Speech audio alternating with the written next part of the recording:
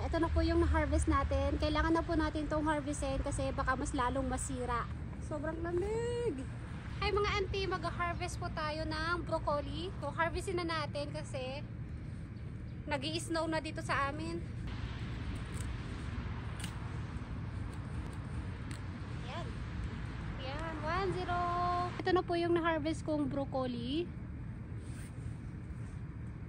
Mag-harvest na din tayo ng repolyo.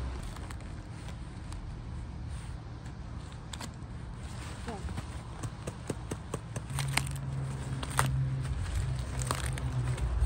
Tapos, eto, meron pa tayo ditong isang broccoli ulit.